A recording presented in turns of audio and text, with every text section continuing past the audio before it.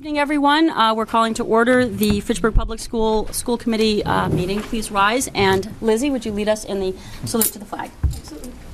I pledge allegiance to the flag of the United States of America and to the republic for which it stands, one nation, under God, indivisible, with liberty and justice for all. Lisa's here. Hey. Yeah. All right. Our chair is coming up. So we are going to start with our student report. So Lizzie, if you would like to lead us off, she has AP tests. So we're going to wish you luck and all the other kids too. I know we'll do well. Well, good evening, everyone. As I just mentioned, AP tests are going to be going on all of this week and all of next week. So to all the students who challenge themselves, I definitely agree with Ms. Cragen. Good luck. Well, I hope you do fantastic. Thank you. Also, signs have gone up around the school on the 22nd. All of the students at the Fitchburg High School will be able to go on, will have the opportunity to go on an ALS awareness walk and fundraiser. It's $5 to enter, and last period on the 22nd, you get to go for a walk to help raise awareness. So I think it's a very good cause. Great. Socially, Mr. FHS, a huge event every single year. That was done last week, I believe. Calvin Cavaco won, always a character. I believe I've talked about it before. The 5K for Little Feet happened on the 26th, I want to say. There were about 90 runners and walkers, which is our biggest year yet. I don't have the total numbers for money yet, but it's been a very good year. Lastly, the Elizabeth Haskins math competition. This is my second year doing it, and there was a lot more students who went this year. It's a math competition that they hold at Fitchburg State University, and students go and they take a test and they compete against everyone else in the schools. It's a lot of fun. 10th, 11th, and 12th graders go. I wanted to make a shout out to all the students who did that because it was a challenging but fun day. So, thank you. Great. Thank you. Great. Good Thank you, luck. Lizzie. Okay, we're going to get back to the school committee member reports because I don't think that we have AP tests that we need to study for. So I'll start with the chair report. We do have something due on the 15th. So next Friday we will be submitting the fiscal year 2016 budget. And we're going to hear more specifically about the school budget, but I'm going to make sure that all of you get a copy of the city budget. We actually have a draft that's been out. I don't think too much is going to change. I did get some feedback on the draft, but not too much is going to change from there. All right, Resource Committee. Resource Committee, we met tonight and we went over the superintendent's presentation that he's going to make tonight. And Policy Committee. Nothing to report at this time. Student Support. We'll be meeting the first Monday in June, and that will be at 5:30. The topics we have on our agenda so far include, that was last month. We have, what do we have? We have special ed. We've got, we're going to follow up on arts in the schools since we had such great information from our art teachers. And I think anything else that we know for sure is on the agenda. We'd like to invite parents. I've been getting some good response on Facebook on some of the Fitchburg sites about people interested in student support, so that's very encouraging. Come on back at 5:30, the first Monday of June, which will be the 1st. Okay, school personnel. Nothing at this time. And Executive Committee report. We are continuing to advocate for that $75 million Building and What Works campaign, so we'll see where that stands at the end of the budget cycle and the state level. So report we heard from Liz, so we're going to move on to approval of the meeting minutes from April 6th. Make a motion to accept them. It's not on the agenda. They're not. Okay, so, all right, so those are not ready yet, so we'll see those on the next agenda. All right, moving on to new business and communications. Any business or communications? a quickie. It's not really firmed up yet, but I'm talking to the Historical Society about possibly having a couple of afternoons in the summer when we're off, and hopefully not when we're doing our wonderful summer programs. We'll have to talk about the summer programs at the next school committee meeting. But we're doing a historical research laboratory at the Historical Society, the Fitchburg Historical Society, and we'd love to open that up to students. I'm hoping that we'll be able to do that possibly on a Tuesday or Wednesday sometime this summer, at least twice. I've spoken to Mr. Puma over at Rheingold, and he's really interested. We're doing this twice this month on the 5th and 12th, but it's going to be during school time, so my aim is to see if we can get some students in there learning about all the great stuff, because we have a wonderful local history program that's active at Rheingold, and I know we are doing that also at the high school. So that's my communication. Okay. On Thursday, May 7th at 4 p.m., the Fitchburg State University Science Center is going to be named after Bob and Jean Antonucci, a very well-deserved respect for them. So I'm very excited to be there, and also very excited to see a science center, which has been talked about for, I think, about 3 decades or more, actually not only come to fruition, but also cap it with the naming. Also, I just want to thank everybody who took part in a great gala on Saturday night. That was a lot of fun, and I know that many parents, volunteers have been meeting since at least last winter, before the snow came, to plan this great event. So I want to thank everybody for coming. It was a full room. The entertainment was great. The food was fabulous. The student volunteers, the honor kids, I think they were the highlight of the evening. I've never had such great service. So they were great. I just want to thank everybody that was involved. Okay. There's no other business or communications. We're going to move on to the public comment period. Is there anybody in the room wishing to speak on any of the agenda items? Seeing no rush to the podium, I'm going to move it on to the superintendent's report. Okay, thank you. So just to follow up on the gala, just to let everyone know that we'll probably be running an ad in the paper thanking everyone. We're just checking our lists twice, 3 times, 4 times, because there are so many people we need to thank. People that were involved, and people who donated, and people who provided things that that people aren't even aware of. We've just done a cursive count of where we are, where we think we're going to be. I think we're going to be somewhere between $18,000 to $20,000 that we will have raised. Lots of money coming in terms of checks from people who could not come, additional money, the silent auction. So don't hold me to it yet, but that's what we're looking at. And I think the fact that, for a $50 ticket, the $30 of each ticket going right to after-school programs, and this is all going through the Community Foundation. So just for everybody at home, this is separate from the school city budget.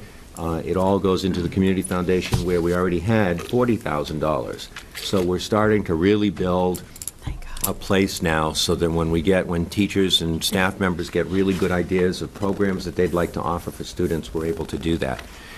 Speaking of programs for students, I went to a workshop about a month ago, and they were talking about future careers for students. And one of the careers that's just exploding is in cybersecurity.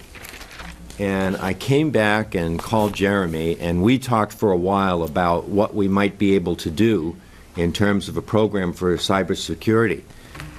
3 days later, the new superintendent of Monty Tech called and said, we're developing a cybersecurity curriculum here at Monty Tech, and we have an opportunity to create a middle school feeder program. We don't have a middle school. You do have middle schools, so we'd like to meet with you and talk about developing this.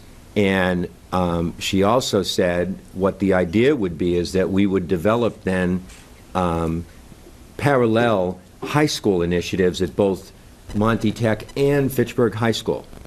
So whether a student ended up going to Monty Tech or Fitchburg High, they would be moving from a middle school kind of orientation, and it'd probably be an after-school program to start with, but then really start to then develop a curriculum, because there are so many jobs. This is a future job opportunity, and these are really good paying jobs. So I think it also bodes well as a really good collaboration between, two of the big schools here in Fitchburg, Monty Tech and Fitchburg High School. And I know both of us, Sheila and I, are both dedicated to the idea of working together and creating a collaborative relationship.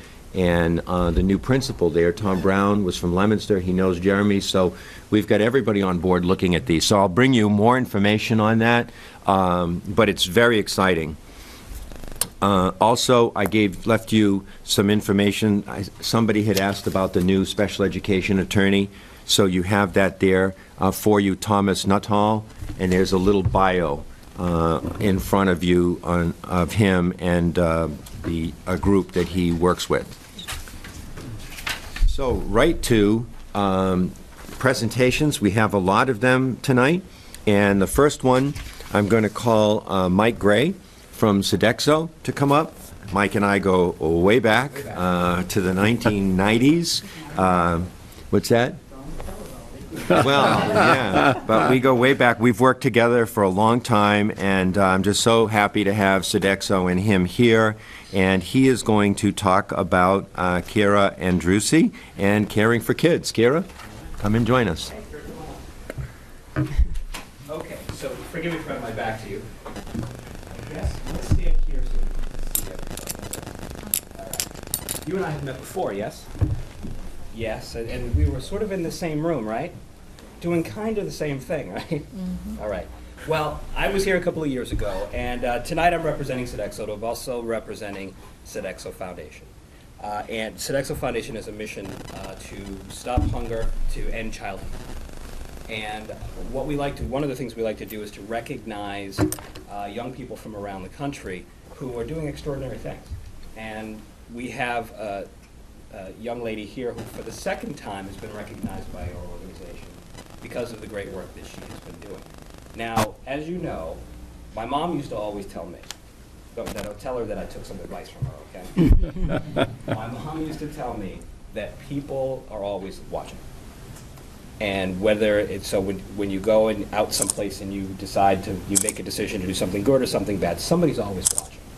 Well, you continue to make the decision to do things that are good. And we as an organization, the Sodexo Foundation, would like to make sure that we continue to honor that. And that a lot of times people will get an award once, they'll be recognized once, and then they'll go on and continue to do what they do without folks kind of paying any more notice, because now they've come to expect it from you, right? But we've decided that we don't want to do that. We want to make sure you continue to do great work, continue to meet some serious needs, and in your community, and take ownership and leadership. And that's probably the most important thing, taking leadership. So I won't sit here and continue to talk at you. I'll say to you, thank you for all of the things you do, caring for kids. And after checking out your Facebook page, I also noticed that you're doing keynote addresses now, yeah? And you're doing holiday stuff, and you're doing a bunch of other things, right? Which is just fantastic. So whenever somebody has an opportunity to get some food that they didn't have before, it warms their heart. And on behalf of all of them and the Sodexo Foundation, we want to say thank you. Thank you. Okay, so that is for you. Thank you so much.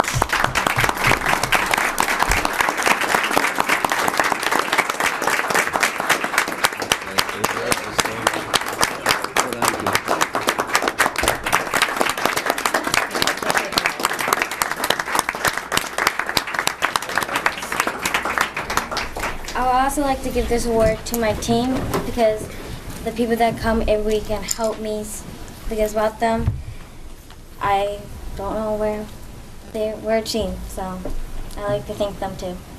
Nice. That's great.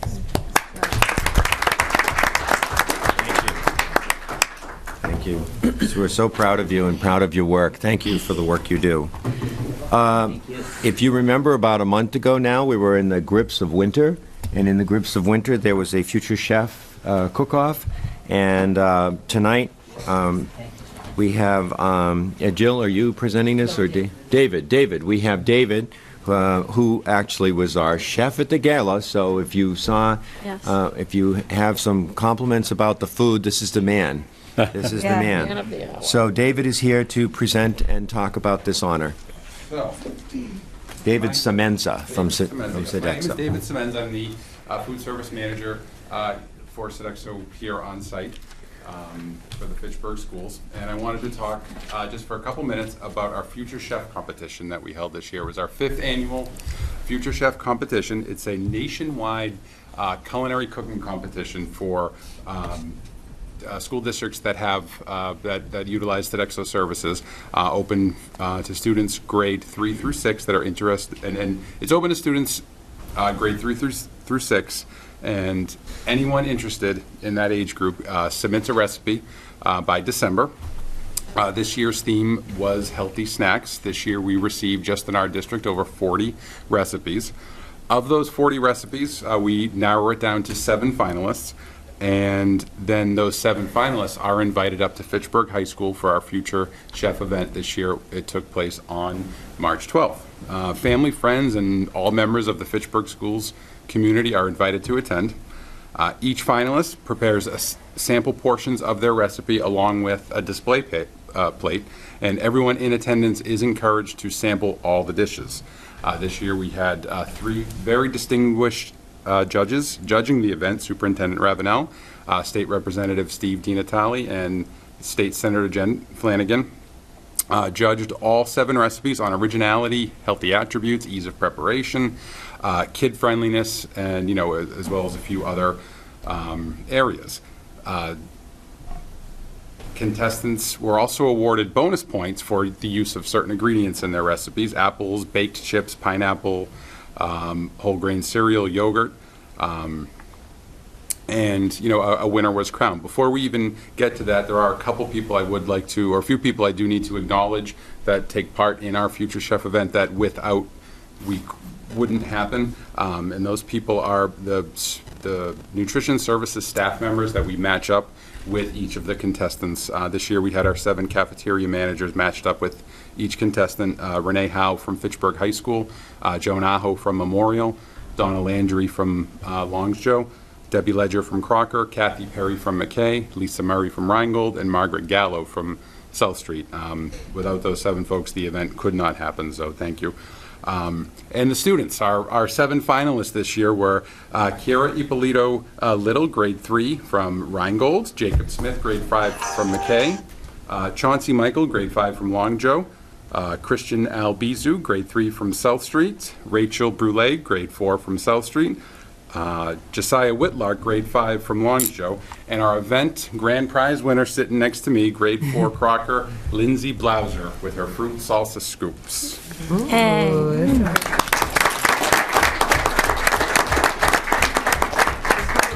Little note I wanted to bring up about Lindsay. Lindsay is a shiny example of determination and never give up. This was her 2nd year competing. She made it to the finals last year. She didn't win. She didn't sulk about it. She didn't go home and say, that's it. She said, you know what, I'm coming back next year. I'm going to show those judges who the real winner should have been. She came back. So great job. Great way to, to dust yourself off, get right back in there, and great things happened. So what happened to Lindsay's recipe? Well, Lindsay's recipe went on to compete against over 200 other regional recipes in the area, which was narrowed down to 40. Lindsay made the cut down to 40. Wow, congratulations. Of those final 40, unfortunately, that's where her journey ended. She did not make the final cut for the 5 nationwide finalists, but out of the hundreds and hundreds of recipes, she did great. So we do have a little gift here we want to present to you.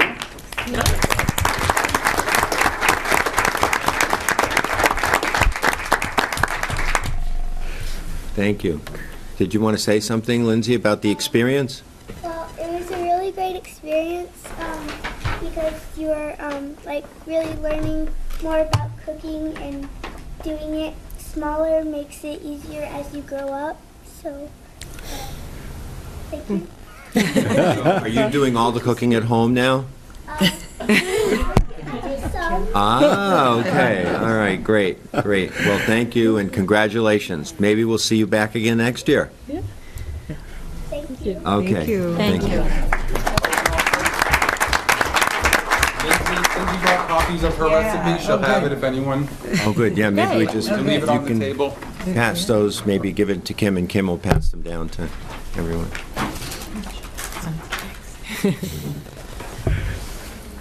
So while we're on the Sodexo roll, we'll go right to the final Sodexo recognition, and I'm going to ask Jill Lucius to come up and make that presentation.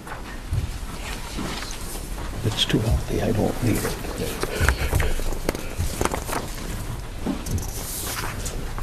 Good evening, everyone. I'm here tonight to make a special presentation, one that's very exciting to me, to our manager, Donna Landry.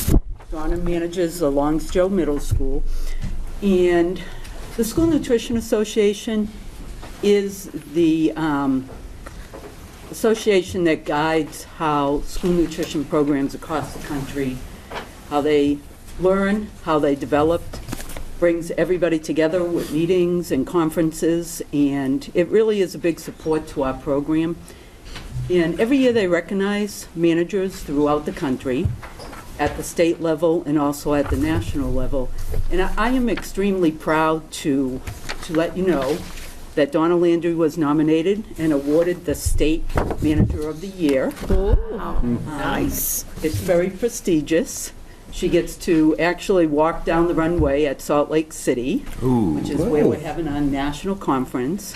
Lucky her. And she also will get recognized at our state conference in October. Donna is really deserving of this. This award not only recognizes her for the work she does in her school, which anybody who knows her knows that it's a lot, and she has become a fixture at Longsjo, and is certainly considered part of the administrative team there. But it also recognizes her for the work that she does with the School Nutrition Association. Donna was our first manager to join the association. At this point, all of our managers now belong to the School Nutrition Association. Donna also recently received certification through the School Nutrition Association, along with Margaret Gallo and Kathy Perry. This is something that all three of them did on their own time, at their own cost, to just better themselves. It's a very intense certification. They have to do 10 hours of nutrition training, and they have to be ServSafe certified. So I'm just thrilled. I've been in School Nutrition Association since 1995, and it really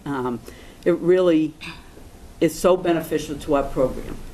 And we have a great relationship through the School Nutrition Association with this Department of Education Nutrition Services.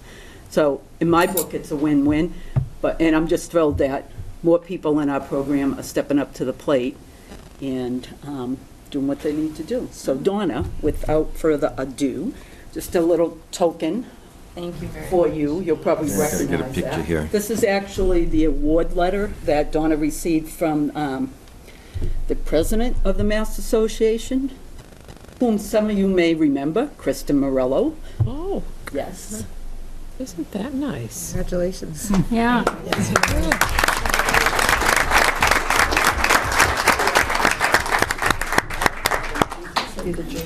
I'm very proud of this. I worked very hard.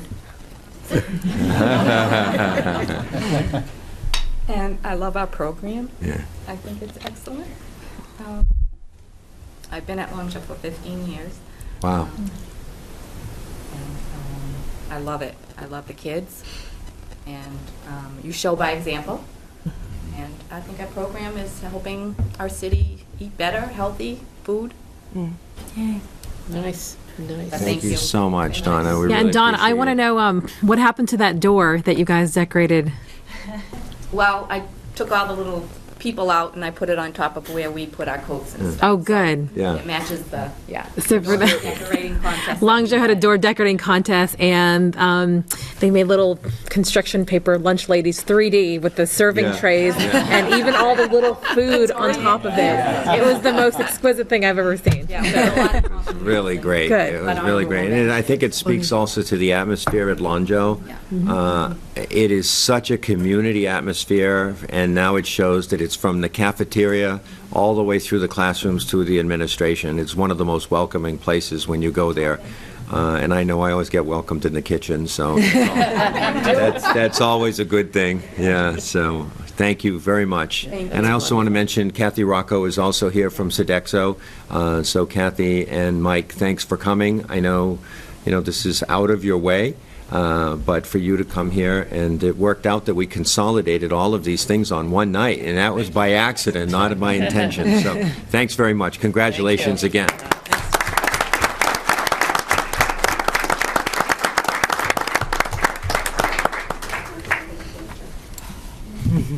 Okay.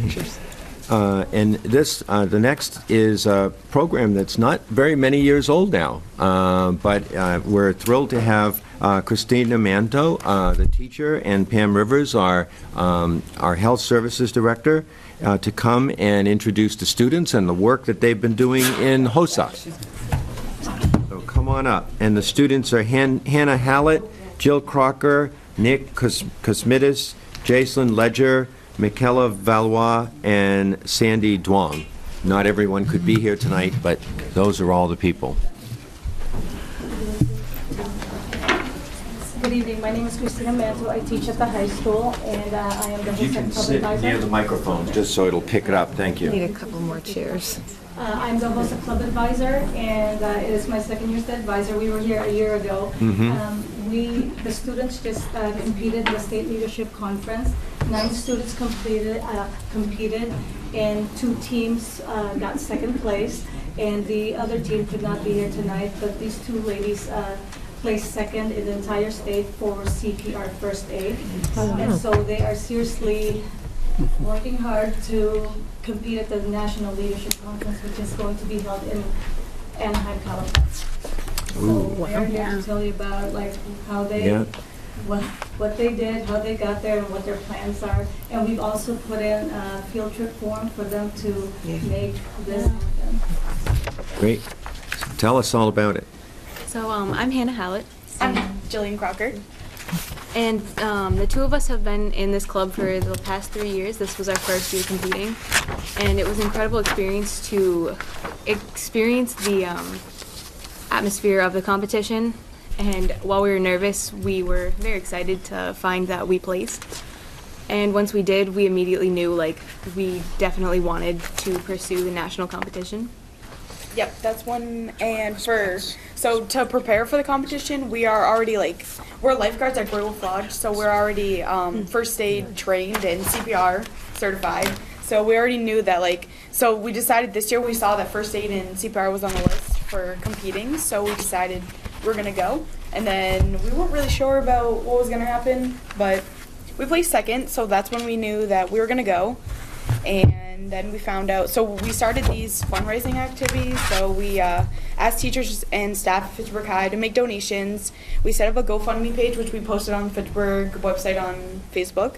We went canning at Wyman's, which was pretty successful. We made $100, but it works. We sold Subway coupons, and we've been selling bracelets to make the monies for the competition. It's pretty expensive to go. And so it's going to be on June 24th to the 27th is the days of the competition. Well, we're very excited and hope to represent Fitchburg and Massachusetts well. So what is the competition like? How do you compete? What they do is the 2 of us go together into a room with scenarios set up. There'll be a mannequin and a live person. The mannequin is usually a CPR situation, and the other one is the first aid. And one of us will start the first aid scenario. It's a live person. They're talking to us, telling us what's wrong. And I usually did the CPR. So I would start on that person, on the unconscious person, and call to the partner, come help me. And she would have to trade partners. So it was very complex. Yeah, that's cool. And for the competition, we're in the perspective of a person that's a bystander, but we're more qualified. Yeah, we're qualified to give aid, but we're not an EMT. So we're right below an EMT for the competition. What's involved with the training? Because I know Pam is involved. So what kind of work do you do? Prep work or training? How is Christina and Pam involved? So this came out of interest from the students, wanting to know what health careers are out there and what prerequisites do you have to take for courses and all, whether in high school, looking on for college and all. So as a result of, the interest years ago, I went to the guidance counselors and said, what do you think if we were to pitch this going forward? So that's literally how the club evolved and went forward. And since then, the preparation has been mostly student-driven. So they elect all the officers and all that they want. They decide what they want to do as far as interest throughout the year, whether it's to have speakers in, whether it's to go to different facilities. We most recently went for a tour at the Fitchburg State University, the simulation lab, and that was a wonderful experience for the students. They've this year they've designed, each in their own interest, little informational pamphlets, and they can tell you about their own interests and what they've designed. But it's like the how-to, if somebody was interested, how they would explain it, what draws them. So that's been wonderful. They put together a brochure. They're amazing. It's what they drive, their interest in. And we basically facilitate, okay, we'll connect you to this one or that one. Great. So it could be internships. But in what they've heard from others experiencing the state competition and the national competition is just being amongst all of these health professionals and learning from them, the opportunities and the connections and the knowledge. And it repeats itself again in college. So they start here and then they go on into college for another opportunity. And also the club doesn't just focus on if you want to be in the health field. It's not just about nursing or wanting to be a doctor. There's so many different fields in it. And so this club allows the students to explore like all the other things. Like if you had a PhD, it's not so much, or if you wanted to be a doctor, it's not just, operating on someone. You could be a doctor, but then, working with an insurance company. So this club definitely, and also going to the competitions allows them to explore all of those other, because they end up going to other little conferences of their own, little workshops. And so then they get to see all of that. And the thing that Pam was talking about is that every student created their own slide, and it shows what classes, this is what I would like to do when I go to college. What classes do I have to take before I go to college? And then also what the average salary is and what it entails. So it gives details, and then they present it to all the other students in the club. And again, Pam also mentioned that this is the first year we put a brochure together so that anyone who wants to join the club, or if we ever have any type of health fair, we can give this out, but it's strictly from the Fitchburg High perspective. Great. Well, thank you so much, and good luck to you in the competition, and we're expecting that you'll be back here telling us about your success. We're just going to give some dirt for everyone to look Girls, at. what are you looking to major in? You're both seniors, you said, right? Yes. I'm going to be majoring in biology with a pre-med track. And that's what I'm doing too. I'm starting at Fitchburg State in biology and then going from there. Wow. Well, good luck. Enjoy the end of your senior year here. Using that brand new science lab. Oh, a birthday celebration this evening. Oh, yeah. Excellent.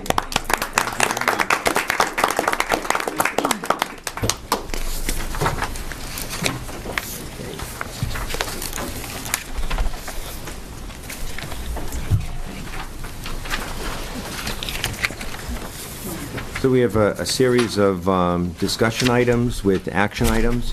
The school calendar is back for the second reading and for a vote. I'll go through these, and then if you have any questions, we need a nomination for someone to represent the school committee for CAPS. There's the FLAC collaborative agreement that needs to be affirmed. And then we have the Memorial Middle School field trip. I don't know who's Bonnie. here. Oh, Bonnie. Okay, so Bonnie, why don't you come up and present the Memorial Middle School field trip? It's middle school. It will also involve some students from Longville instead. It's part of a larger project where we're bringing together some of the students who were in Gateway Summer Academy last year, and they were quite disappointed when the funding for Gateway Summer Academy was cut, and lots of them said, what are we going to do this summer? And the teachers have been sharing information with them as we become aware of it about summer programs, and will continue to do so. But I was able to find a little bit of money in a leftover account, one of my grants, that I could do in a special special project with them. So this is basically, this field trip is part of a larger project. We're creating a music video, the message of which is about the purpose and value of field trips for students, academically, socially, and we're also trying to incorporate the message of how students and staff take care of their safety and their learning on field trips. So how do students behave on field trips to stay safe? How is the supervision structure? And we're thinking a video like that, not only would it be fun for the students to create, and there will be a strong literacy component about the development of that video, it would be nice for students and parents alike to view the video when it's done and to be reassured that, you know, there are protocols when you go off traveling on a field trip. That there are things that the adults do to keep the kids safe. And for parents who may be less familiar with that type of activity, this might be reassuring. So that's the overall project. And we're taking one field trip that will be an opportunity for us to videotape again. We have quite a bit of photos and videos from our 2 years of Gateway Summer Academy, but we have some targeted footage that we want to get to make the points that we're going to bring out in the video. And we selected for this trip Andres Institute in Brookline, New Hampshire. So it is an out-of-state field trip, but it's just over the border. It's a 30-minute, 24th to 30-minute bus ride from here. And this particular place is an amazing spot. One of our ally coaches told me about it, and I went up this fall to visit with my daughter. And these hiking trails on this small mountain are beautiful. It's very rustic. And there are sculptures that have been set in place throughout the forest. And an international community of artists come together once a year for these huge installations.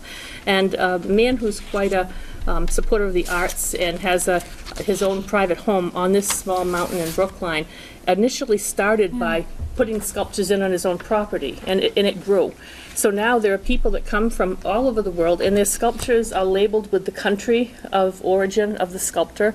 So I didn't get to go on all of the hiking trails because some of them are a little more arduous. You can pick the easy trails, which would be my preference. And the teachers who are being recruited and hired to support the students are aware of the need to be judicious as to which trail they choose. I will continue to choose the old lady trails, and there will be others who will be a little more excited about more interesting ones.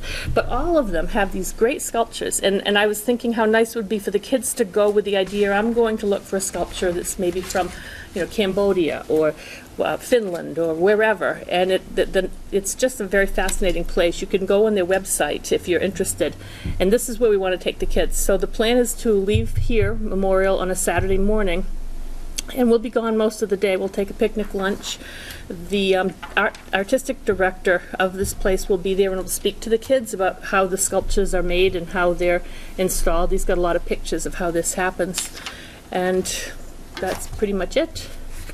So, questions? I've been by there so many times, and I never knew what that was. It's just a big stone out in front. Yeah.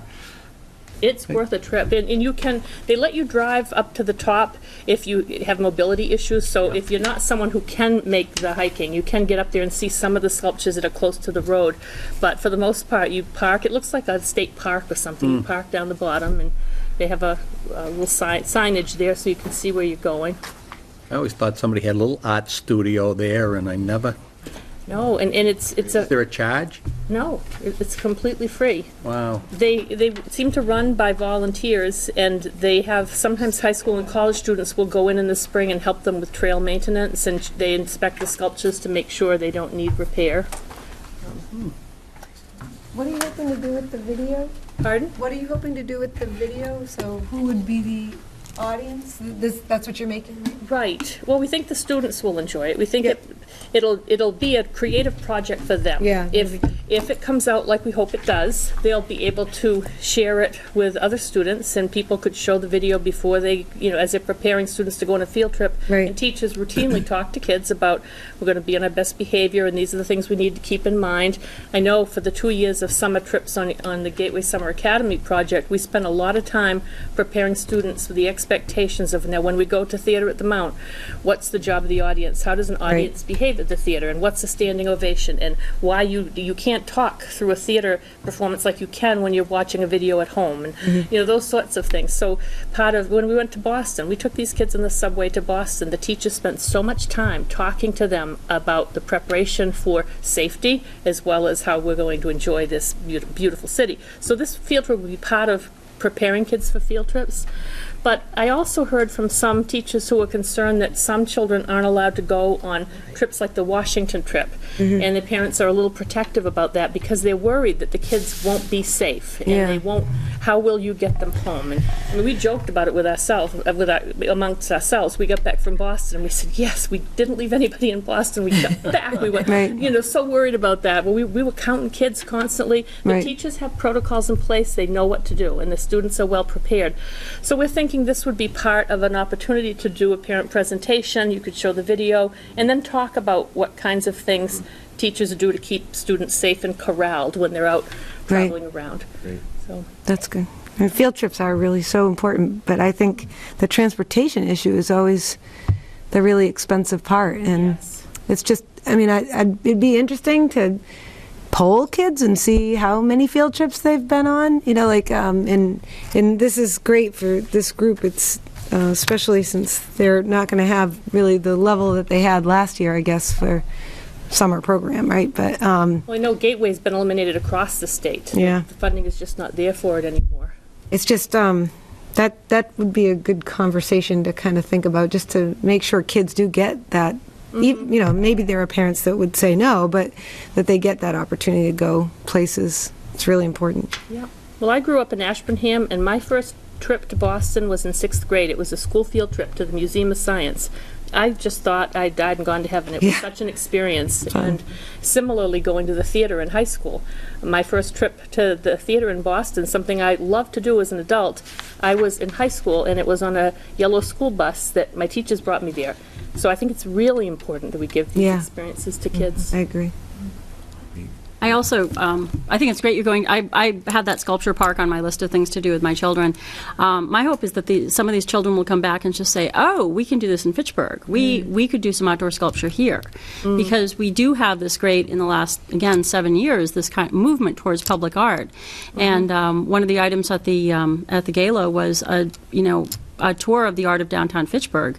So we have a lot of it. Let's get more. So see what their ideas are. It's like if they want to build, because we still have Jerry Beck who's doing the Red Raider statue. Yeah. So I hope we hear about that too. But well, our plans for Gateway this year had been to do the public art. We were going to work with the museum, the Fitchburg Arts Museum. We're going to do a presentation with the students about what's the point of public art and how are we all responsible for it and how are we to interact with it and to take advantage of the opportunities in Fitchburg just to see what we have. Never mind, the other opportunities. Oh. Well, thank you for doing this, and thank you for thinking this way. It's a really great way to think. Is it okay? We're approved. We're going to. Yeah, They'll vote on it. They'll vote on it, but you don't have to wait till they vote. No, that's okay. Yeah, you're fine. Okay, thanks.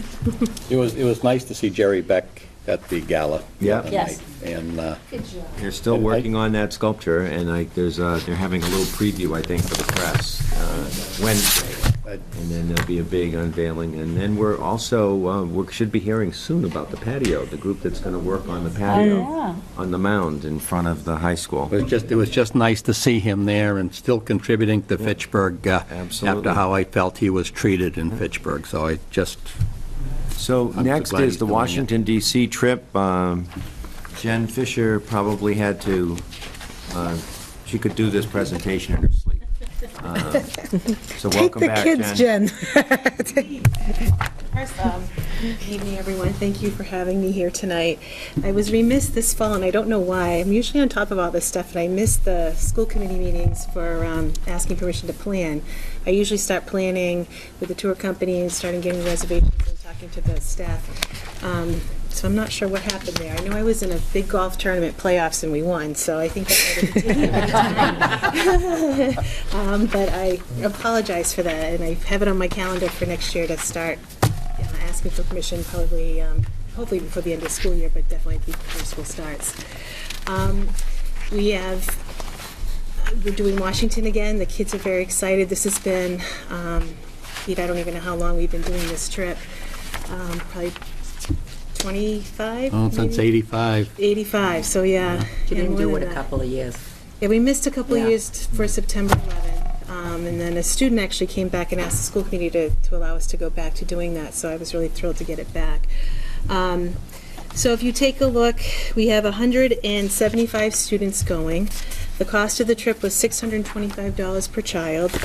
We're looking at 12 to 13 chaperones that are all Corey checked. They're mostly staff members.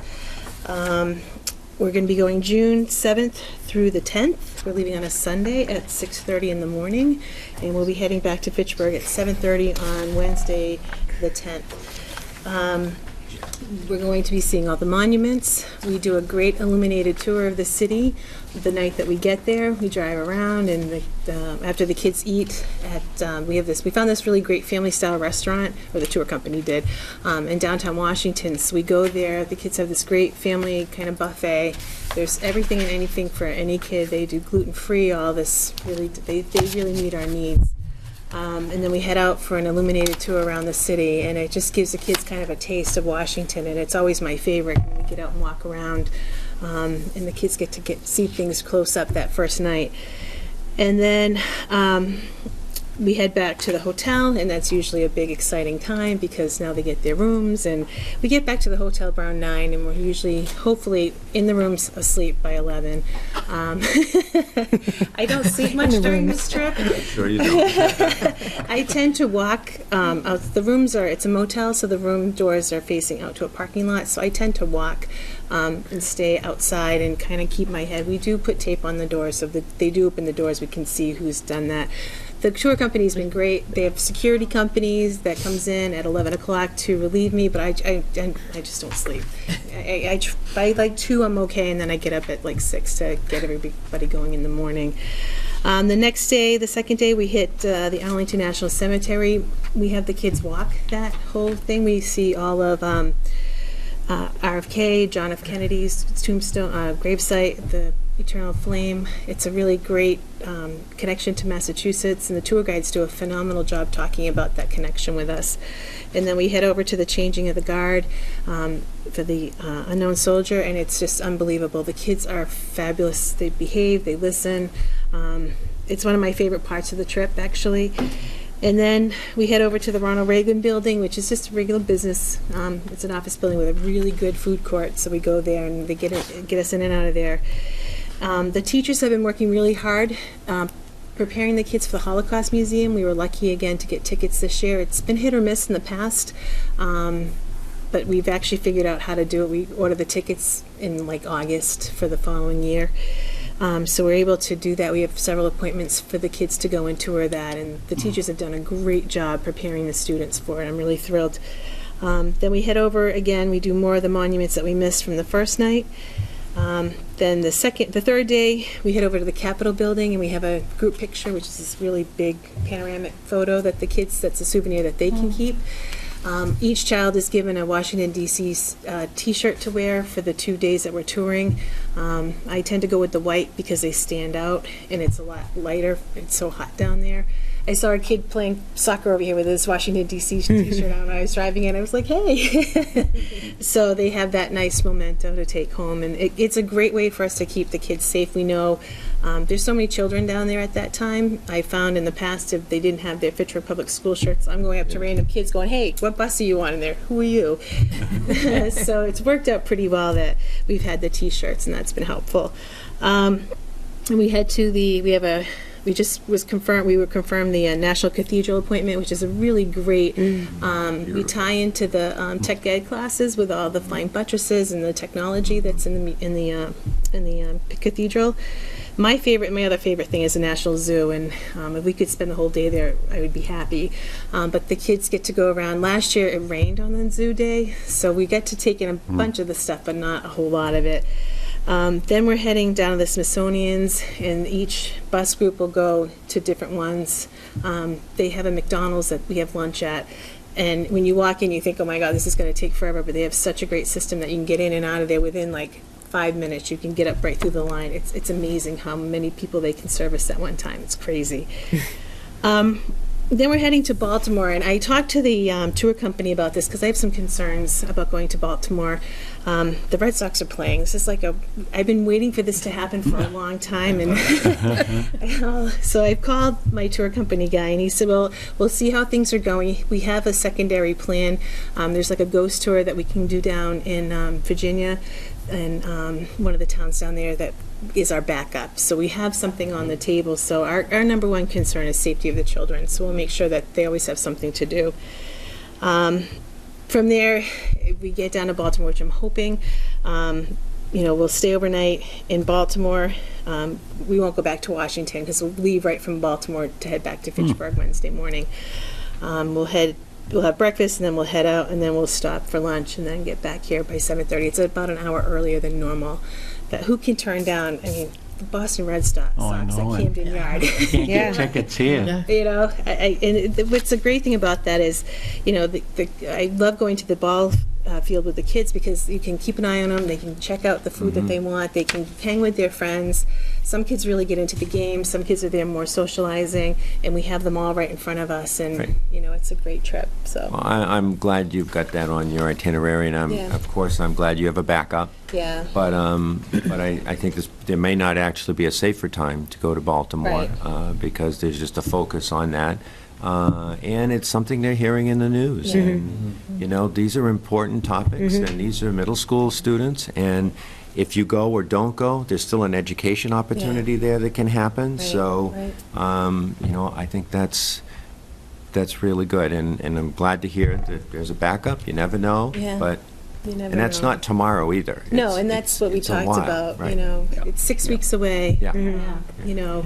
The final payments are rolling in. We're still trying to scramble to get more kids in. We're looking at 4 buses, we went with 3 last year. We'll have 4 this year. It's great.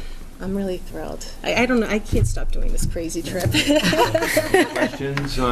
We used to refer to the tape as the seal of safety on the door. Oh, yeah. The kids are waiting for it. Are you getting the students mixed well in the buses? And, That's really a priority of mine. I feel like, it's funny because kids will tell me all the time after they've been out of high school, that was the best trip of my life. I actually met my wife on that trip. We met in high school. And, my goodness, but they do develop some really unbelievable friendships on that trip. Yeah. And it's that kind of bringing everyone together before they get to Fitchburg High. I feel it's such a powerful part. That was always one of the things Rich Mascherelli and I wanted to do. We even held a dance every year. We'd switch it back and forth for all the 8th graders to get to know each other, and then mix them up on the buses because we wanted them to be friendly with other and go to Fitchburg High School. And Oh, yeah, know it's one so another. important. And, right now with the sports and all the different things that go on in the city, the kids do know each other, but not at that same level.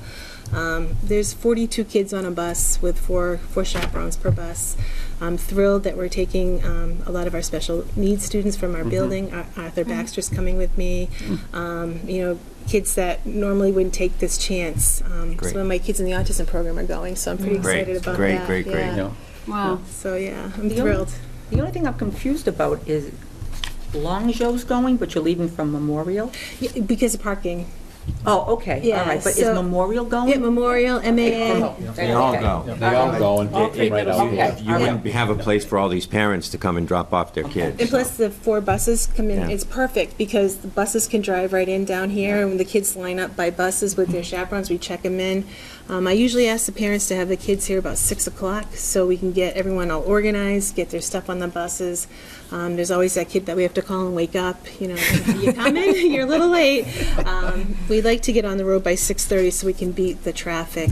New York State is kind of tough, but we're going with a new bus company this year too, the Academy Bus Company, so I'm waiting for some paperwork on that, but they seem like they're Great. pretty reputable, so.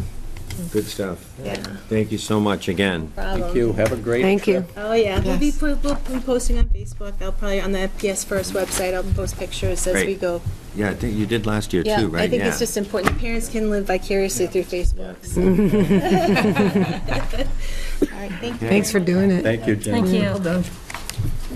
I'm just going to run through the donations, and then I'll do the budget presentation after that. So Goodrich Academy, that $250, Westfield High School came and visited and donated $250, and the same thing they did to the high school.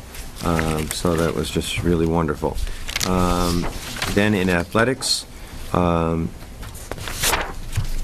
two 200-foot extension cords, 2 field rakes, and 1 field drag mat for $394. And from Bernie and Don Cummings, a Yamaha portable grand stereo keyboard with accessories, stand, and instructional books, which we've added to the Fitchburg High School music program. And before you move on, we have to thank Claudia Stevens, who made that happen. The Cummings got in touch with us about the gala and really wanted to donate the keyboard, but because it wasn't new, Claudia said, well, you can donate it to the Fitchburg High School. So as she said to me, it was one trip, it was in my car, and then off to the high school. And I talked to Bernie after that, and she was so happy to help. She was really happy to help the high school, so. Great. Thank you, Claudia. And from the Baseball Booster Club, a lawnmower for $480. Also from Ray Cosenza, another field rake and zip ties for $48. And then there's a Pearson royalty. So those of you who've been around for a while, Bonnie is now gone, but this is work that was done by some of our own teachers. It was through Pearson. It was develop math and science math and science curriculum materials for ELL students, and went through quite a process to do it. And the understanding would be that we would get the royalties. And do you have even a rough idea of what we might have collected since this happened? I'd say now we've probably collected in the $5,000 to $10,000. Yeah, that's what I thought. It was over $5,000. So that's really great. Thank you for that. That's going to the foundation. Where does that money go? And then this is a grant that's being submitted, and it's the Essential School Health Services Grant. So this is good news. It looks like this is going to be funded again, and it really funds a lot of the work that we do in health services, including our health director. I guess if I can just add, too, based on what we know, it looks like there's funding for FY16 and FY17. Because that's not the news we're getting on everything. So when we get a grant that's got a couple of years or 2 or 3, it's a good thing. And then there's a transfer form, and this is for maintenance, and it's a transfer from maintenance from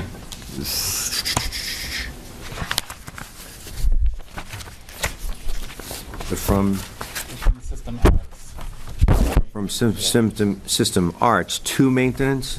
Okay, to maintenance. And then also have another one here. This is for at the high school, a transfer from the maintenance equipment supplies at the high school to curriculum projects. To help cover AP tests, please. Yep. Andre, you didn't mention the Carter Notch. Oh, that's been withdrawn. Oh, okay. And she'll be coming back in the fall. Okay. Yeah. And then there's a policy for, is this the second reading? First, I have that thing. What's that? Second reading, yeah. So second reading on that policy, and then there'll be a warrant for you to approve. So I'll go into the budget presentation, Bob, if you want to do that. Yeah. So this is the first budget public hearing, and as we've had a couple of subcommittee meetings now, and as I stated a month ago when we began this process, it's going to be changing.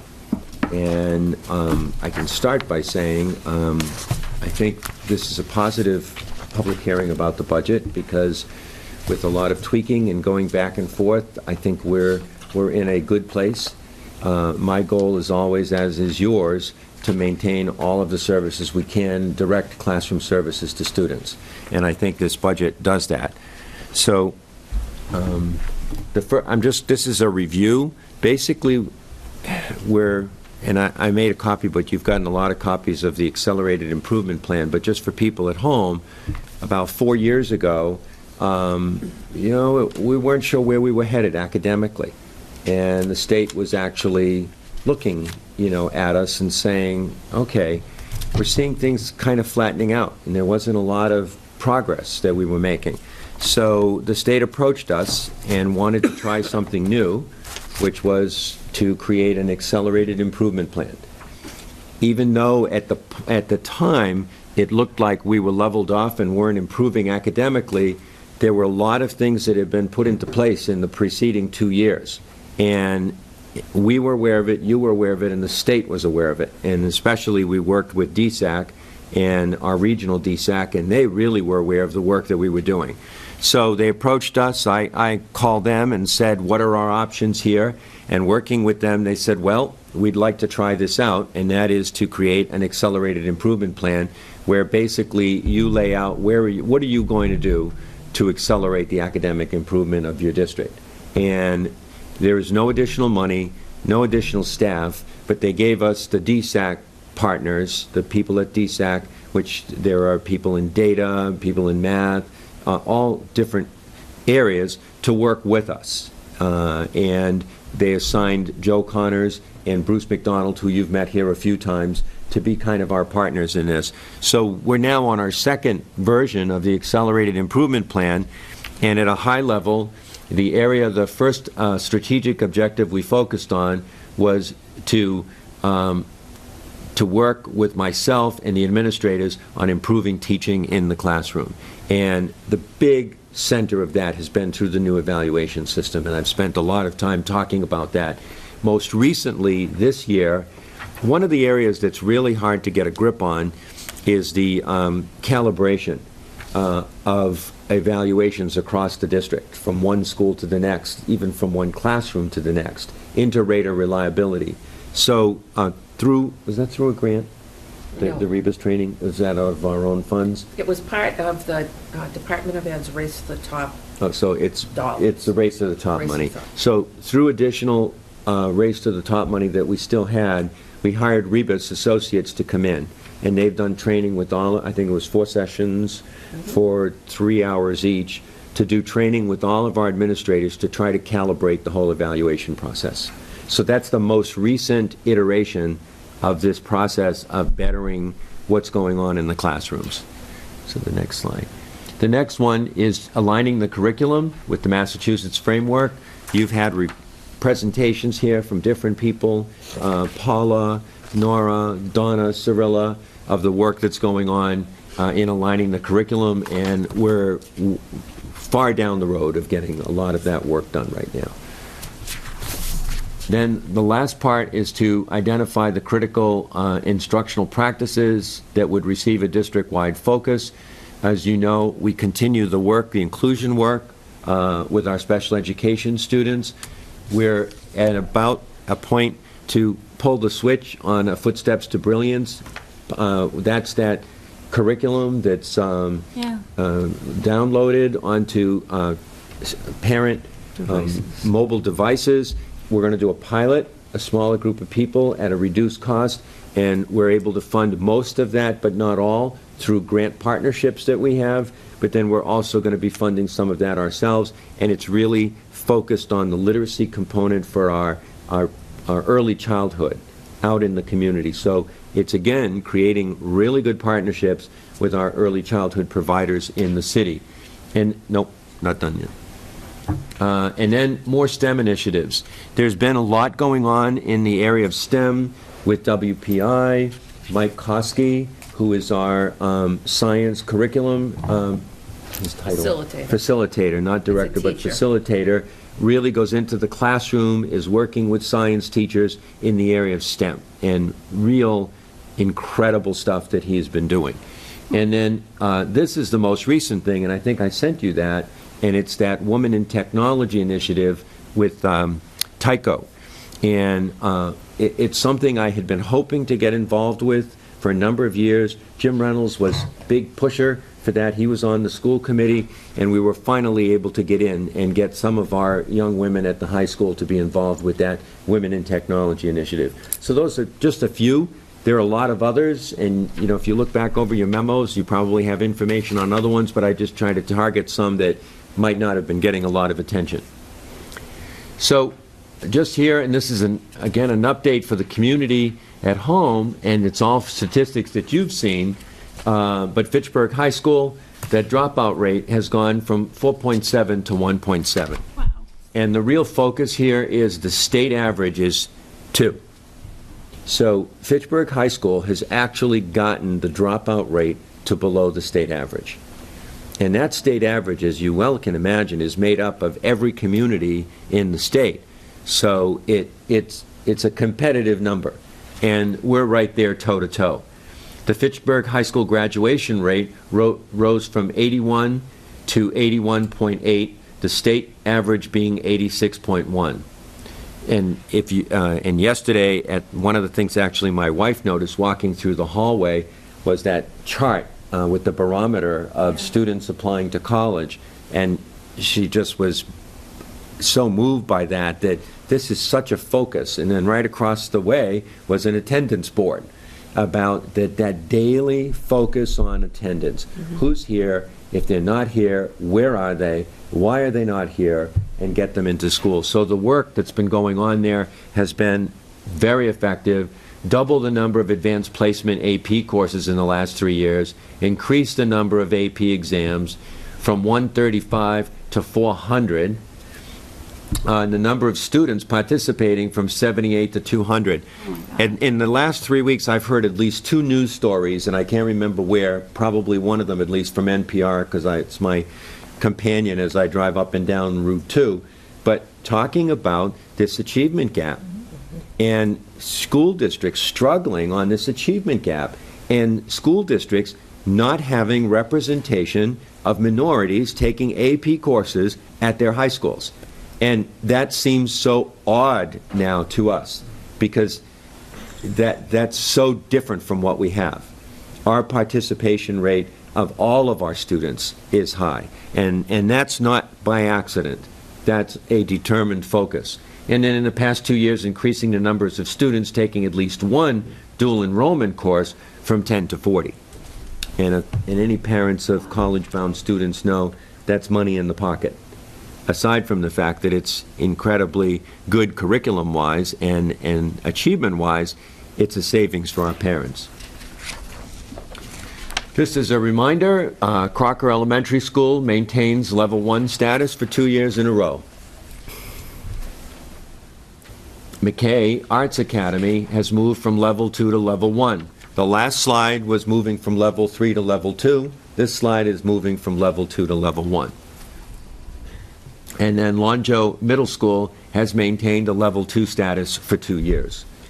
So and I was trying to think today, but before we started in this, with these, did we have, when was the last time, was there ever a time that we had all level 3 schools? I couldn't. I'm not sure if they were all level 3, but until this crop, we didn't have, Crocker was our first level 1 school last year, and then McKay, and Crocker was a commendation school this year. So I think if we had level 2, we had level 2 and level 3, and I think we had more level 3s than we did level 2s. Yes. Just to put it in perspective, that this was a steep climb. This was not, a low hill. So I again went over the slides. These are just a few of the things. I don't have to repeat them all, but these are some of the opportunities that are here. We're really seeing the results of, if you take sports, for example, a small thing, and it's not a small thing, but, agreeing to support sports in the middle school. And It's not to a be small able thing. to do that, to first of all, just offer opportunities to students after school, and also just build their skills. Mm-hmm. Build their skills so that when they get to the high school, not only their athletic skills, but their skills of working as a team, their skills of leadership, working with coaches, working with assistant coaches, growing in an understanding of that.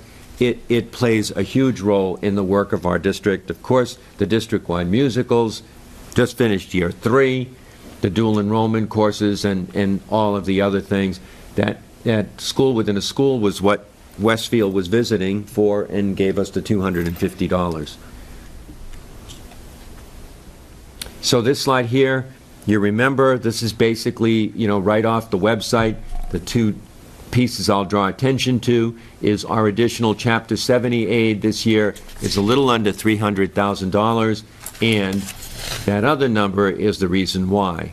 One of the big reasons is that this year our enrollment increase was only 9 students, and that plays a big role in terms of any increase, and you'll see that in a future slide.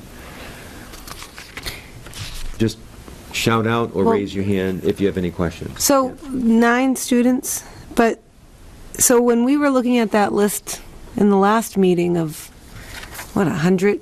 So 9 students is overall for the whole district.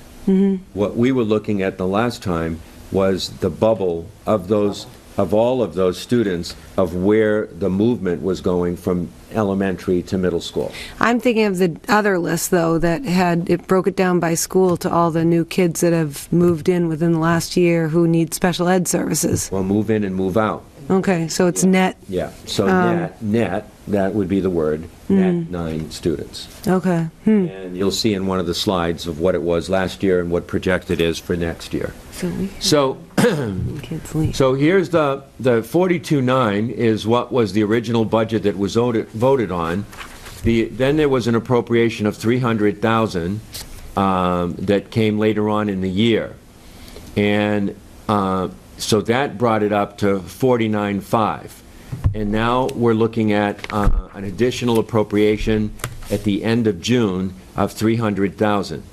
So the city, and then you can read this, but recently you've heard the mayor talk about the additional, the health insurance savings. Now that's incredible work that was done to meet all of those savings. There's a downside to that in some ways for the city because it grows the gap for net school spending. Because if that's the case and there were the savings, then the amount of money that's being spent in the indirect costs has lowered, which now makes the gap for net school spending greater. So it's in some ways kind of good news for us because there's the opportunity for additional resources because of that. But it's more of a challenge for the city to meet the net school spending. Superintendent, I don't look at that. I just have to say, I mean, whenever you lower health insurance, you have a lower cost to the city, a lower cost to the employees, and a lower cost to the schools. So it might look like you widen the gap if you don't share the savings, but the bottom line is everyone saves. So right, it's all good news. Yeah. It's all good news, and the only way that it creates a shift is in terms of the net school spending, which goes back to my earliest comments and when we first started the budget process of there are many moving parts in this. And we start at one place, and then as the parts move, we shift them and turn them to get to a goal. And my goal is to get a balanced budget that still provides the services that we need to our students in the classroom. So right now, we're operating out of a projected estimate for what we would run the district on of $50,200,000. So now, how to get to that? First of all, these are the enrollment numbers, Jean, that we were talking about. So here's this year. This was the increase we had the year before, the 83 additional students. And now, given what we're looking at right now, where our enrollment is right now, we're thinking we might be looking at an increase of 40 students for that following fiscal year. But even if I took a snapshot of the number of additional students here this year, that won't be frozen in time because it's actually who's here on October 1st. So that could slide either way. But this is kind of a best case scenario projection, which will have an impact on our additional Chapter 70 aid for the following year. So now, as you can see, we've got a projected budget of $50,200,000, but it would be easy to see that all of the numbers back and forth would be a budget much greater than that. So what we've been working on is how to continue to work within what we have and find the savings to cover any additions that we have to make. So the first one is the largest one, and that is $750,000. So that's what that's what's being added to the 49.8.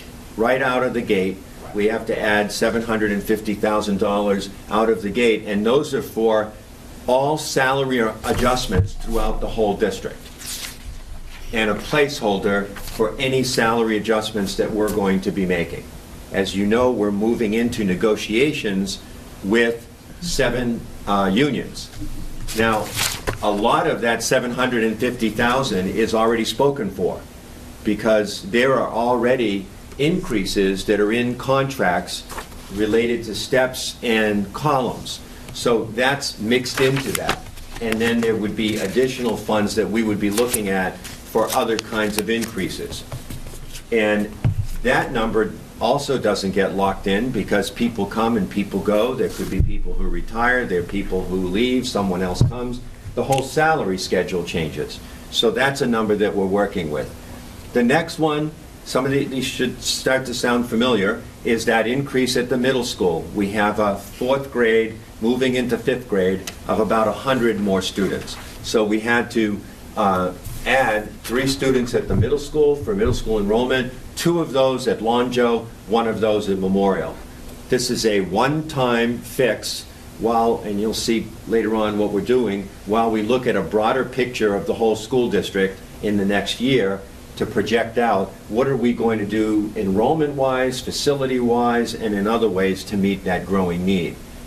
And, based on our CPR, we have to add an additional ESL teacher at the high school for $70,000, an additional SPED teacher, and in one of the previous presentation, that said Lonjo Middle School.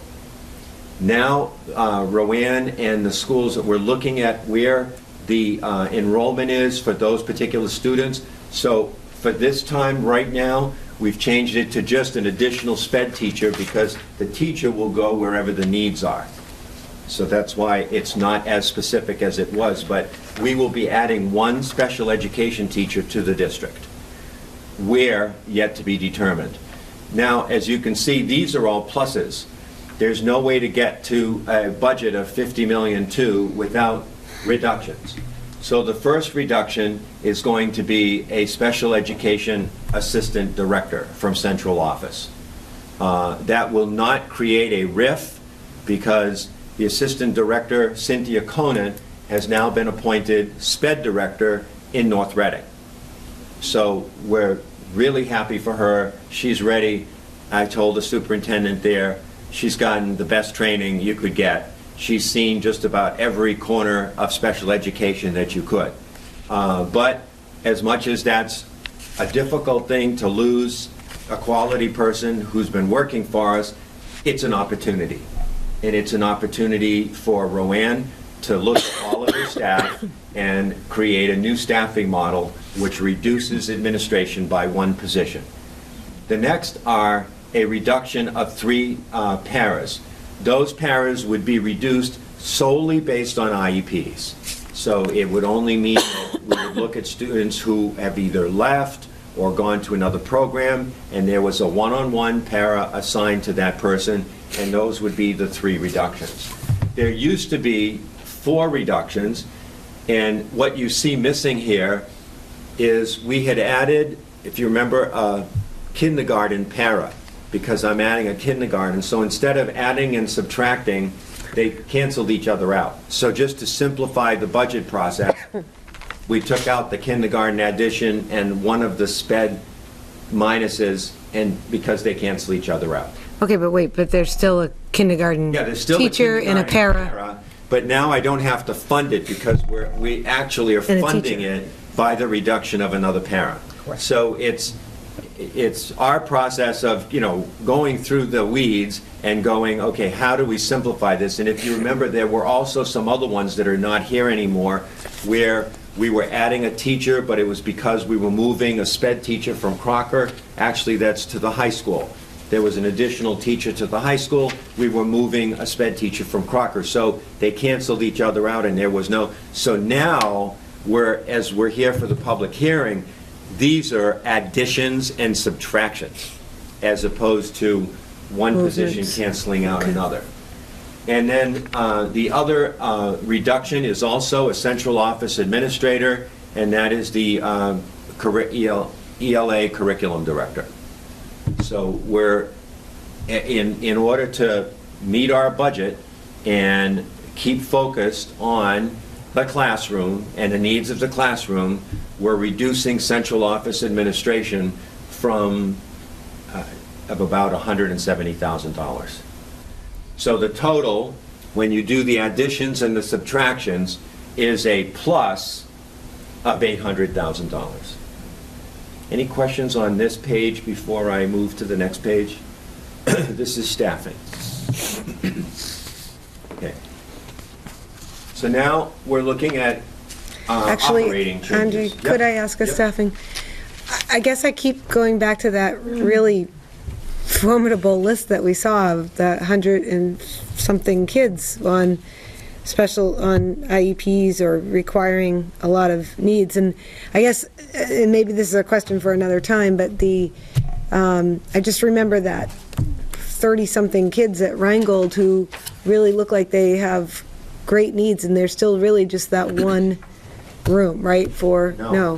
Okay. No, we have, and we can do this I can bring you all of the staffing. We have all of our... We can do it another time. We have all of our schools with all of the students at them, what their IEPs are, and all of the staffing at each school to meet those needs. Okay. So, but if that list scared me, and that scares me every day. Yeah. And that particularly at Rheingold, just because I feel like there is a lot of need there. So, But we can do that.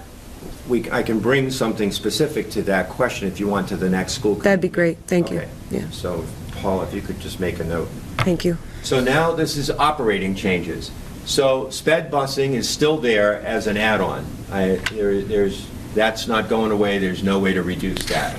And then the additional 66, that's the summer. That's that summer special education busing. Then the 66 is additional regular ed busing. And then the 200, we're still working on operational efficiencies in the maintenance area. We talked a little bit about that in the subcommittee. It's still a little raw. We're still not, I haven't nailed that down yet. We will have nailed it down by the next. But we're looking at definitely some efficiencies that would be in the $200,000 range.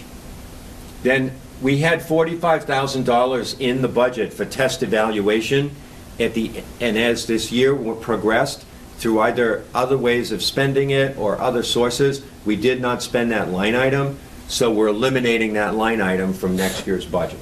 So that's a savings of $45,000.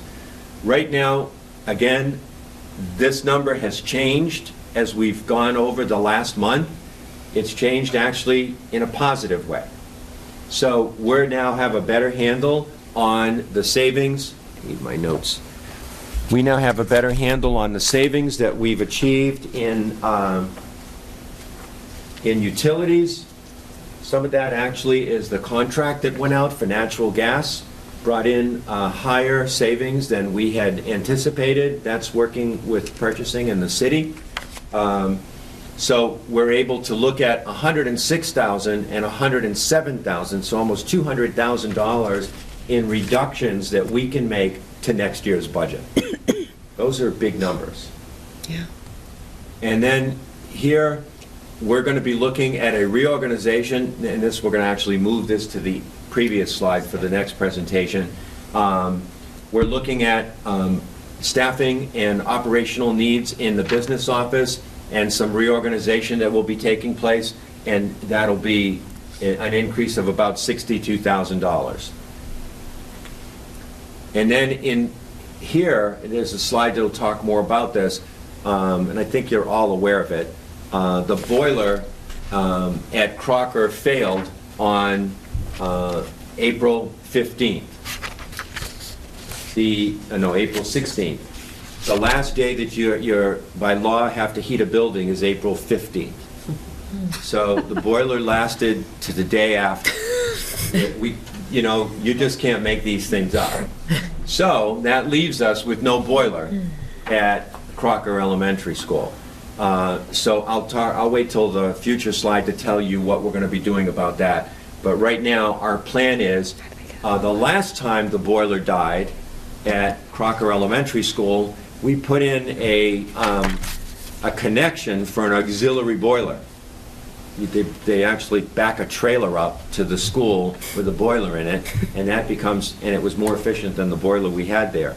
So our plan right now is to actually go back to that, and for next year, we'll be heating the school with an auxiliary boiler. So this, when you do all the pluses and minuses, is an additional $50,000. So now, we've had a chance to look at that list that you were talking about, Jean, and another list, which is our outside placements and our commitments to that. The billing for outside placements, there's no consistency for when they come in. You know, you get them sometimes, you get them at another time. So Bob and the finance office and the SPED department meet every other week, and they go over every single outside placement so that we can get a better sense of how to make a projection. Where we've got we've got money that we now know we can use is in circuit breaker. So if you remember, we started out worrying about this number at $500,000. Then we looked at where we were at a given point in the year, which was closer to end of January, beginning of February, and we had $250,000 deficit. And now we're looking that we can go to circuit breaker and pretty much be confident in it that we have in circuit breaker what's necessary to erase that deficit, to give us what we need to project for next year's budget. So that's a reduction of $250,000. This is, we had an arts director. The decision to, the arts director moved to a teaching position last year at Fitchburg High School, and I chose to not fill the position right away because, if you remember, I didn't know how many 21st Century grants we would get. And the idea was that if we got all of our 21st Century grants, we would need a full-time person to manage that and manage everything else. So we didn't fill that position. Unfortunately, when all was said and done, we only received 2 21st Century grants. So I made the decision to not fill that position, that director's position, but we kept that salary in the budget. So now, at the end of this year, knowing that at best, since we were only able to apply for 1 grant for 21st Century, I decided we would now eliminate that salary, which gives us about $80,000 to put towards our deficit, because it won't be in the budget next year. Goodrich Academy has a teacher teaching there to meet the needs of the students, and we have been taking that salary out of Race to the Top. Race to the Top is gone. That salary is now in the budget. And then, based on kindergarten projected enrollment, we believe that we need another kindergarten section. Actually, this is No, related this to is the the kindergarten grant. The loss of funding because of the 9C cut level. Where's the full day? No, all right. Yeah. So I still have cobwebs from the gala in my head. So in the other one, the kindergarten teacher is no longer in the presentation because everywhere Right, where there's there the was a cost. teacher that we were taking from somewhere else and it was an additional cost, it came out of the slide. Yep. So now, this is where... Go back and Yeah. talk about the athletics. You went from system arts Oh, I'm to sorry, Goodrich. I missed the athletics. So the athletics, we used to be able to fund that through gate receipts. The gate receipts over the years have gone down, the fees coming in have gone down, and there's no ability to fund that through those sources any longer. So we're taking that on in the regular city budget, and that maintains all of our sports programs at the high school. 42,000? 42,000. That's the amount of Oh, that's the offset. Yeah. Yeah, okay. Middle school is funded through school choice. So the 60,000, this morning, I sent an email to Bob and to the mayor because I was under the impression that possibly all of the kindergarten money had not been restored.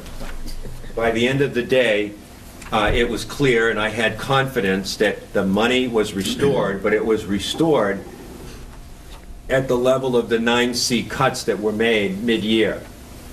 And we were cut $60,000. So this is putting back the $60,000 from the city budget so that our kindergarten next year, our full-day kindergarten, is fully funded.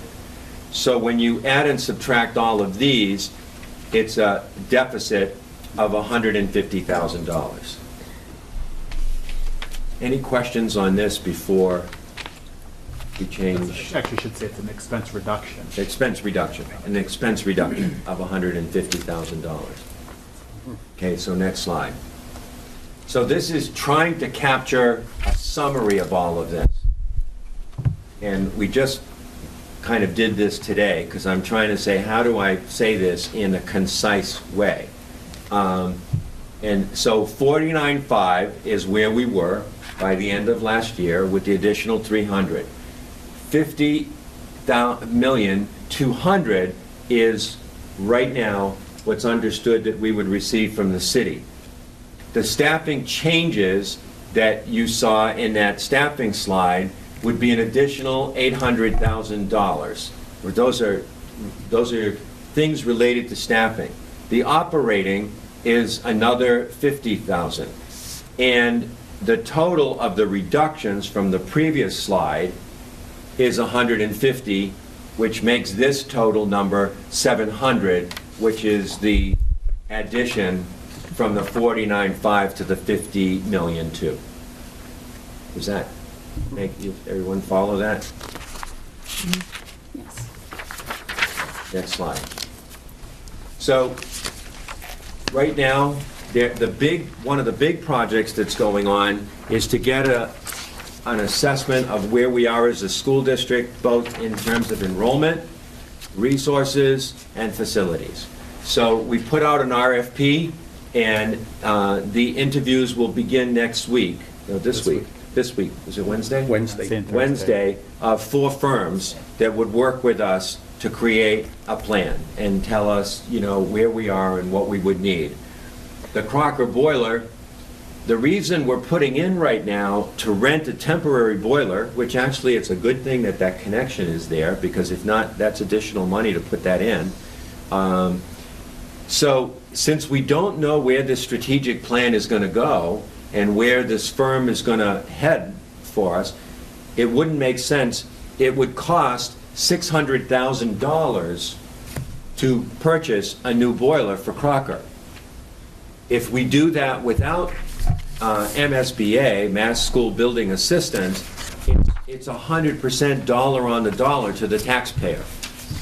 So that's a $600,000 boiler that the city would pay 100% for. If we take a year and just spend $70,000 on an auxiliary boiler, that gives us this year to get the study done of what the projection's going to be and where we're going to go, and gets us into the MSBA pipeline, so that when we begin working on Crocker, which is one of the schools that'll be worked on, that $600,000 boiler will be reimbursed 80% by the state. So instead of the city footing the full bill, the plan would be we get to that point and then MSBA picks that up as part of the renovation project at Crocker.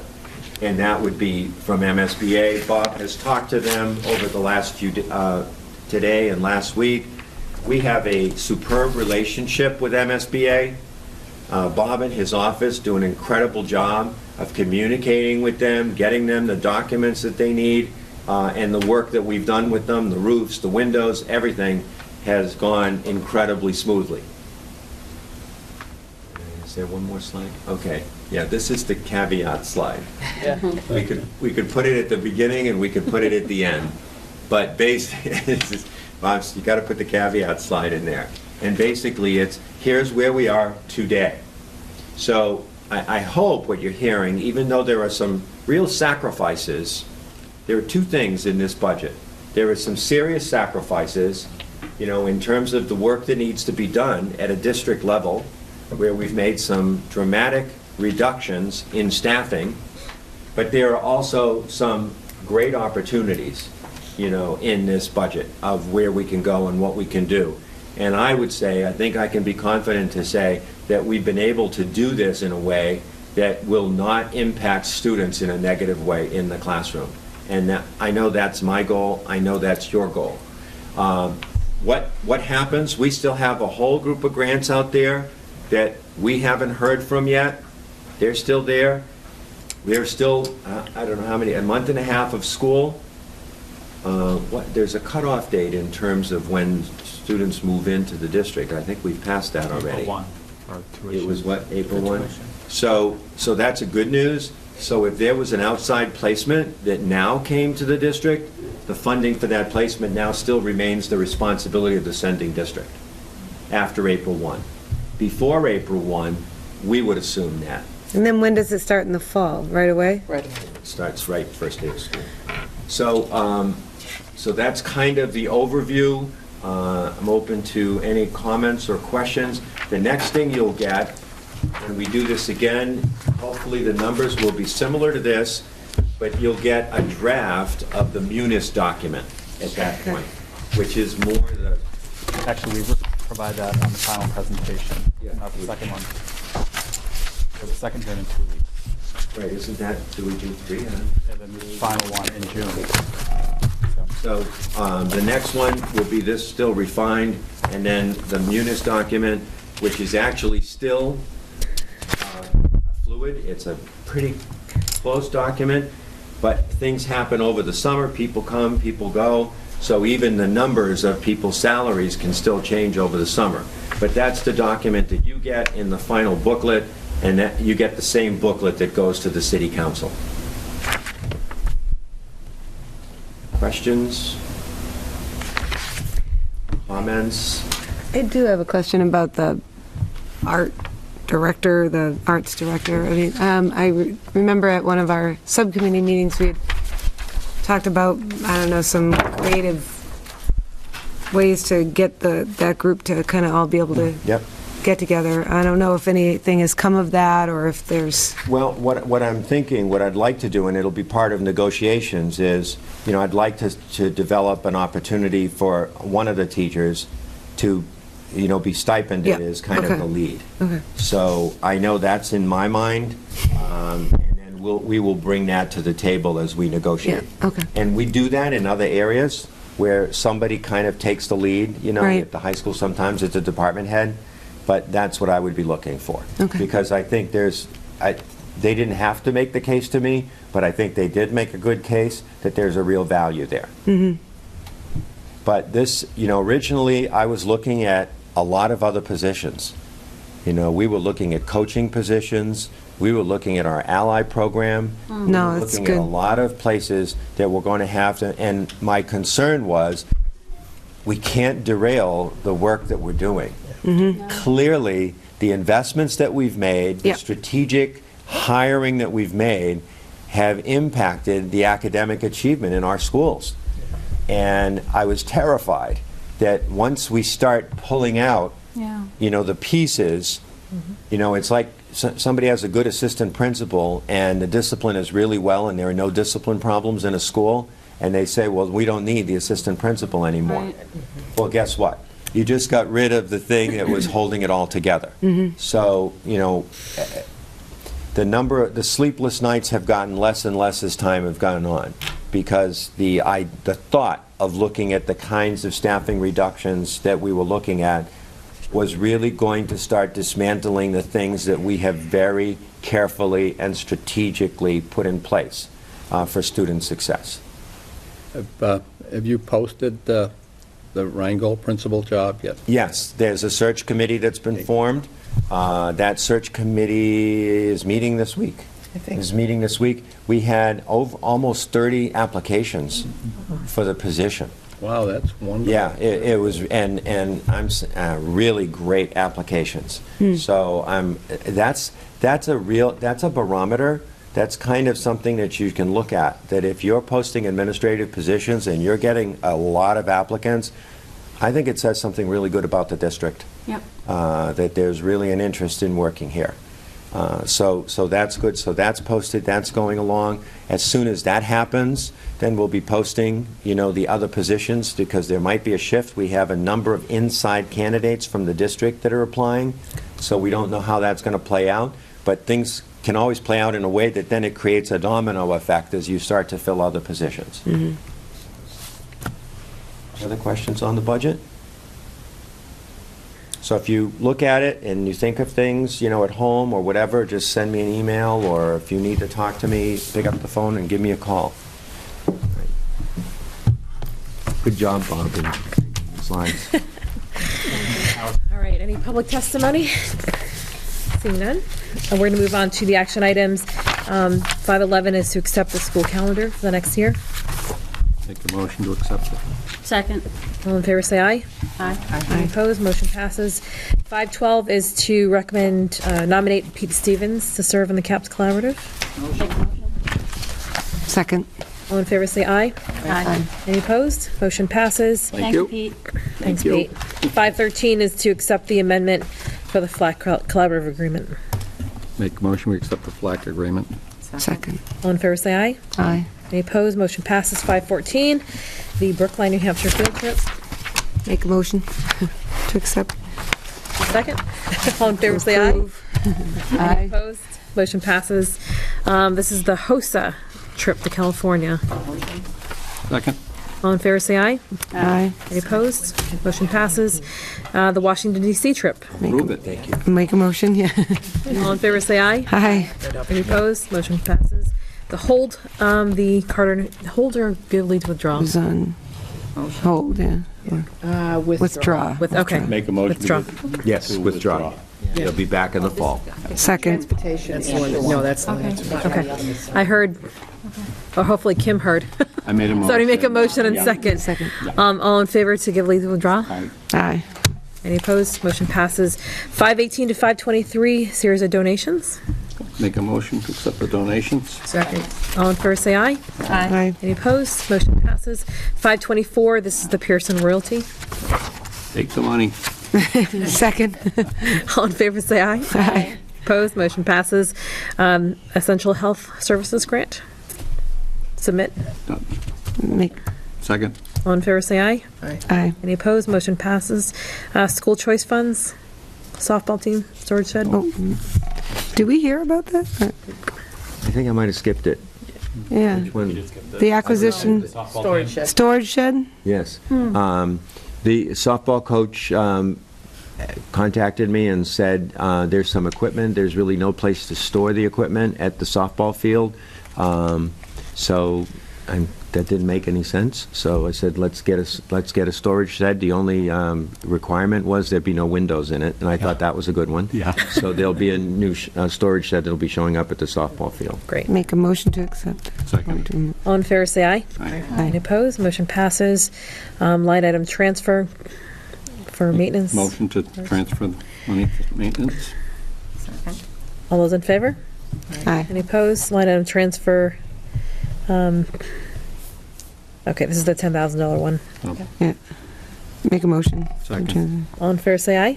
Aye. Any opposed? Motion passes. Line item transfer.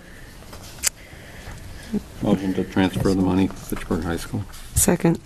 All in favor, say aye. Aye. Any opposed? Motion passes. Delete the shower policy. Make a motion. Second. Any questions on this one? All in favor, say aye. Aye. Any opposed? Motion passes. Dead warrant, 1.7 million. Pay the bills.